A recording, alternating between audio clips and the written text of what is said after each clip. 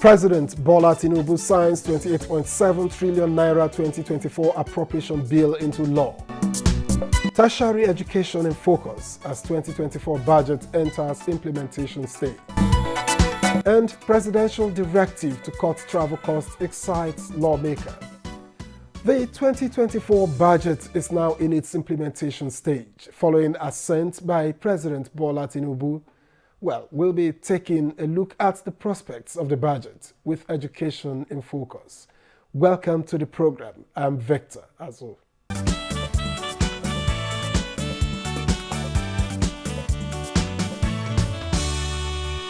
Now, let's begin by recalling that on December 30, 2023, the National Assembly passed the 2024 appropriation bill of 28.7 trillion naira during a special sitting of the bicameral legislature.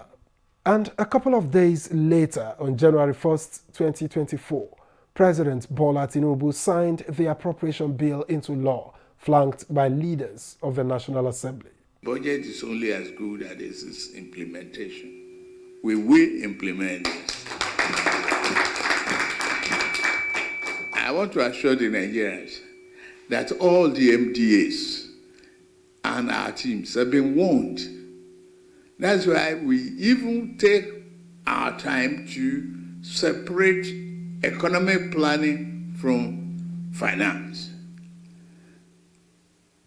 MDAs must have regular report of the budgetary performance in the area that we put in place to help ordinary Nigerians.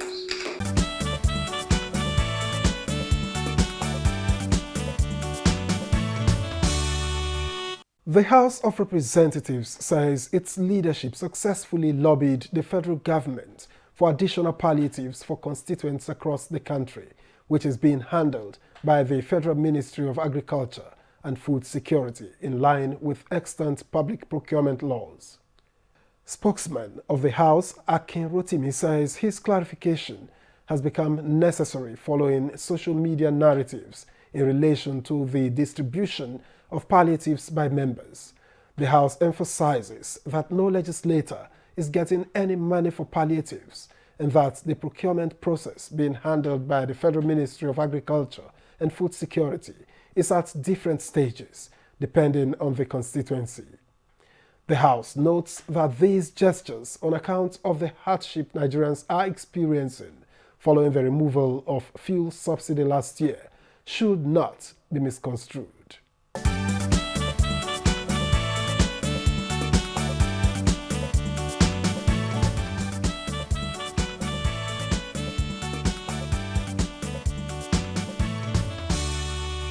President Bola Tinubu's directive to cut travel costs in governance continues to elicit reactions.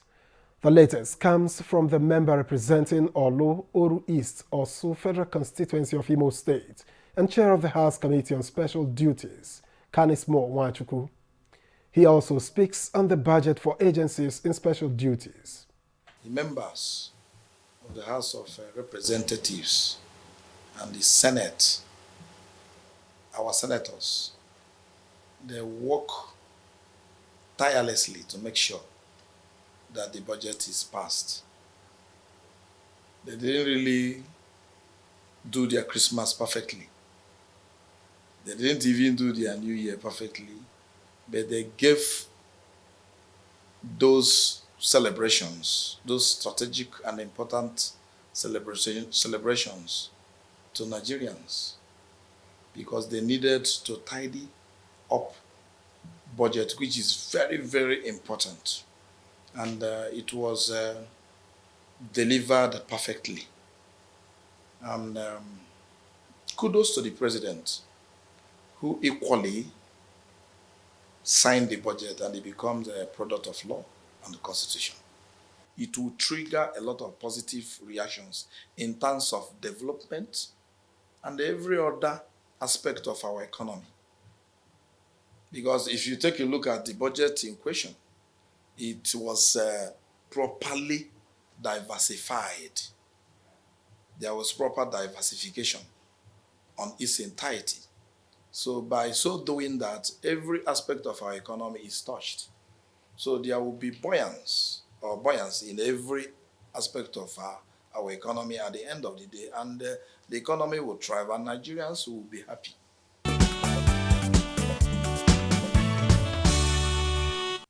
I am satisfied and they are satisfied.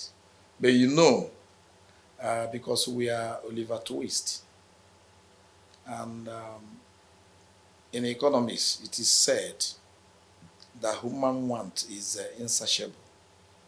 Because of insatiability of a human want, we will always be Oliver Twist. I will always ask for more. But be it as it may, we have done the best we could do.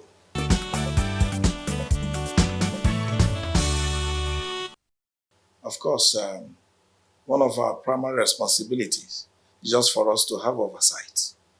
And you cannot do that without proper consultations of your members. And moment that is done, then we have to agree and begin to do justice to everything that concerns our oversight.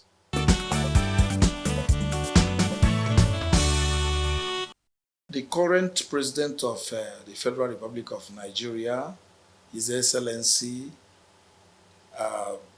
Bola Ahmed Tinubu, GCFR, is a core Democrat. Is a seasoned politician. He has demonstrated this when he was the governor of Lagos State. And with this conglomerate of experience he has gathered all these years, he has already put them together towards what he's going to achieve in the larger Nigeria. Now he's no more governor of Lagos State, but rather he's the president of Federal Republic of Nigeria. Nigeria is large with a whole lot of issues.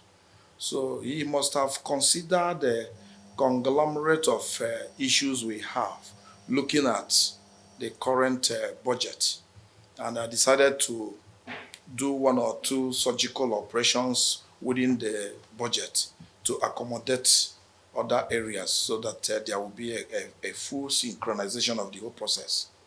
And the whole world is crying because of economic meltdown. So we have to bring it down. I love what he did. And like I said, he's a Democrat. He's a very intelligent person. He's organized. He's a thoroughbred. So he has demonstrated leadership.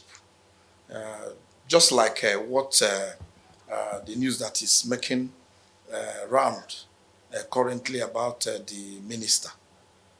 The minister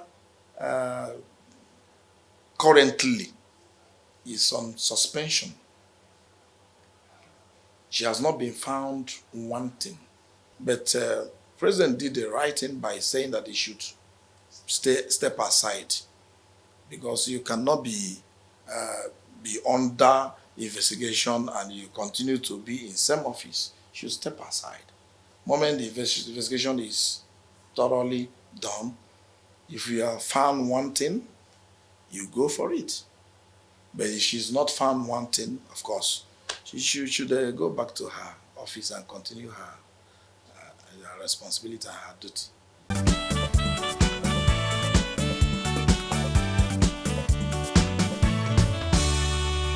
A session could mean different things to different people and even groups, but our concern is with regards to the legislature. So we asked Chair of the House Committee on Rules and Business, Francis Waive, to explain this to us.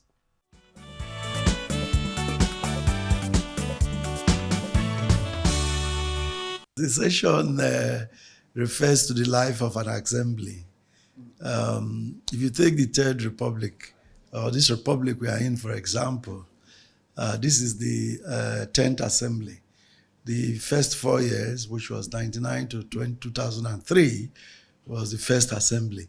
And on. Now we have the 10th assembly. Now that 10th assembly begins its session, like we began the 9th assembly on the 11th of June 2019. whereas the 10th Assembly began on the 13th of June 2023. So you can refer to the session in the 9th or in the 10th. So it's a way of reference to a particular period in legislative history of a parliament, of a country, or of a state.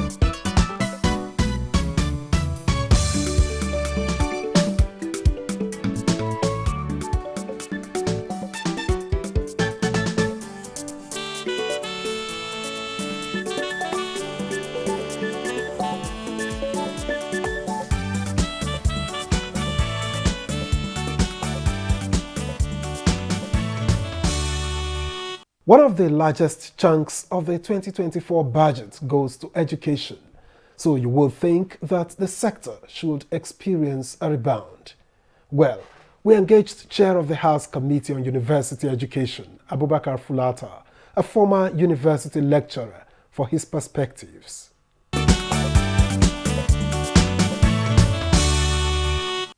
The UN benchmark for budgetary allocation to education for all countries ought to be 20% of the national budget.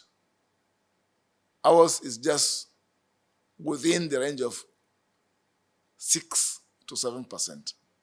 So we have a very long way to go. But even then, the government has tried. At least it's better than previous budgets. That the education sector is one of the sectors that got the highest allocations.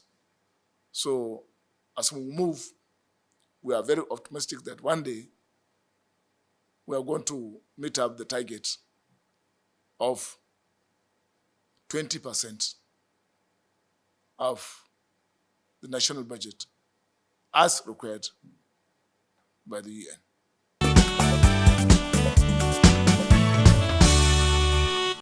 Before that wonderful decision by Mr. President and the federal government, education was at the crossroads where it was being deliberately strangled to death. A situation where universities and other tertiary institutions cannot recruit directly. The functions of the various councils of the universities, polytechnics, and federal colleges of education,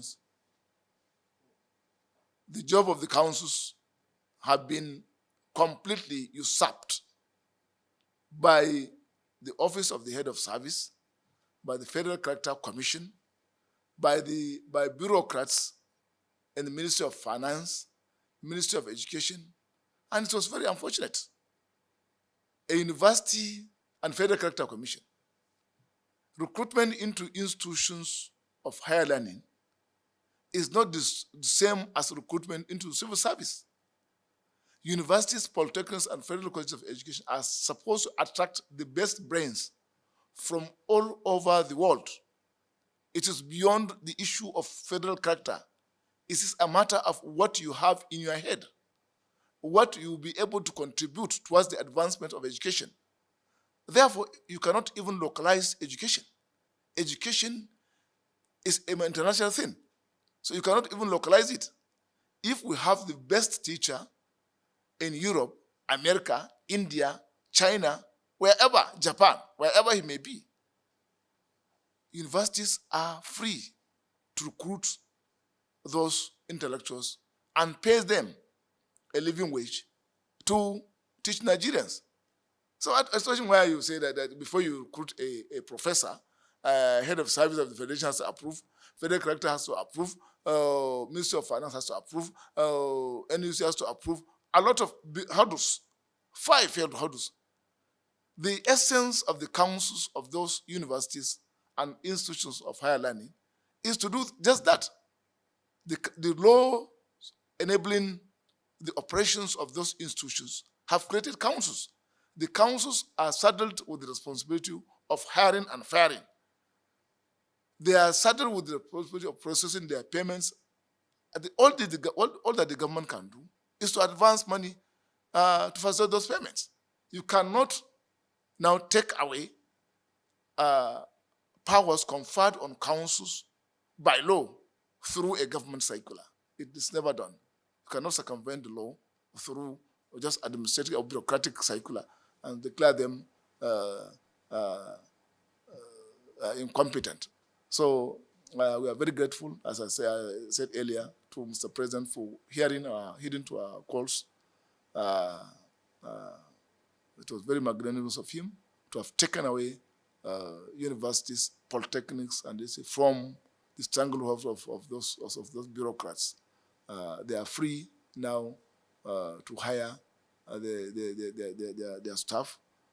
Before that, intellectuals, lecturers are leaving this in droves, leaving the universities, vacating their seats, just because they cannot operate. Because as I said, the IPPS has been a single-minded, anti-intellectual computer program. You cannot, it recognizes only one single salary.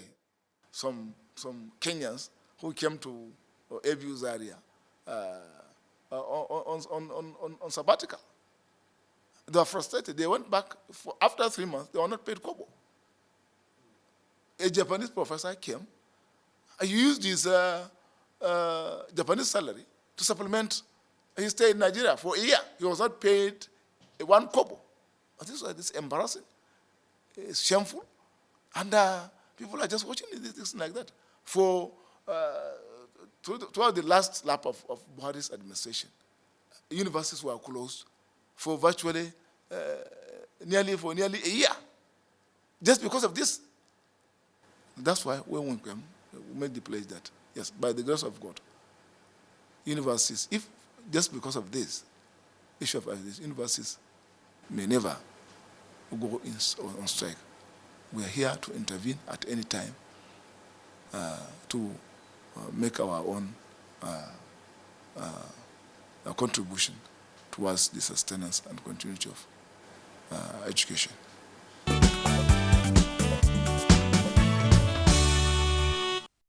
It's extremely embarrassing that all along, what there has been suspicion that these things are going on. But what the journalists did was to provide empirically verifiable evidence. There's no way you can fault it. We are going to come into this investigation, conduct a thorough investigation to really find those who are really capable and who are at the center of facilitating this racket. These things are promoted by desperation. People are desperate to get certificates at any cost. And mostly, when they get those certificates, they just key into, they get employed in areas where they will just be pushing files, where their knowledge will not be tested. And certainly you cannot go and teach in a listing. When they get those fake qualifications, they try to fit into where they will just be pushing files. And then they just, through lobbying and crooked means, they rise to the position of directors and so on. It's really unfortunate that these things have been going on. And we are going to get to the bottom of this racket. We have no control over universities outside the country, but we have control over universities here in Nigeria. And we have also a say on what the ministry does. A situation where bureaucrats would now collude with people with fake degrees, clear them. There are accreditation and major departments, and in the ministry, when you bring in a degree from outside, the institution is assessed.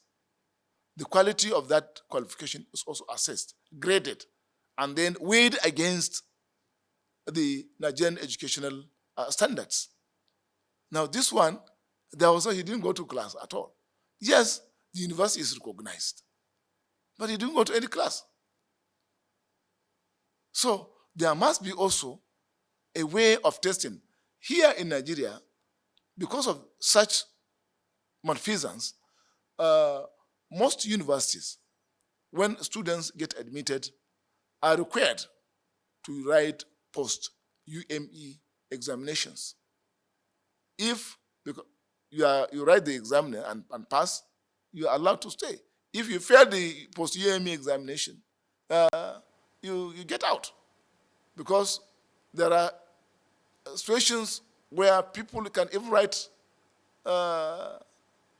JAM WAEC examinations. There are instances.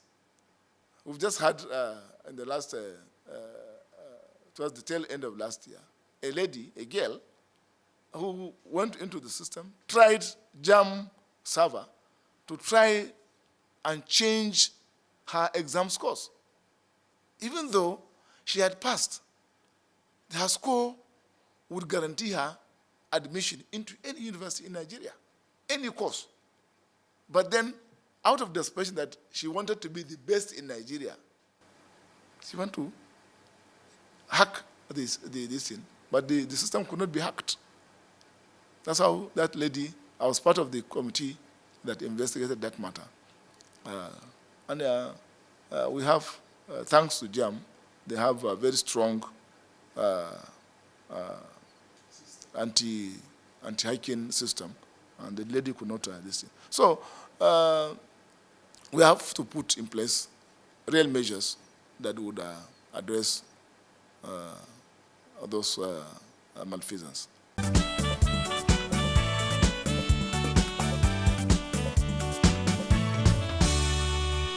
Indeed, institutions must do more to protect themselves and the nation's education system.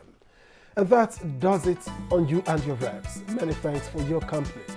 I am Victor, as well. See you next time.